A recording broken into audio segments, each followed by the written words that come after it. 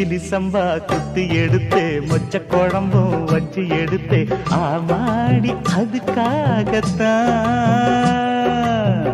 உச்சி மலை காத்துல உச்சந்தல வேர்க்குது மச்சமுள்ள மாமன மல்லக்கட்ட பாக்குது பக்கம் வந்து வருது பார்க்கவா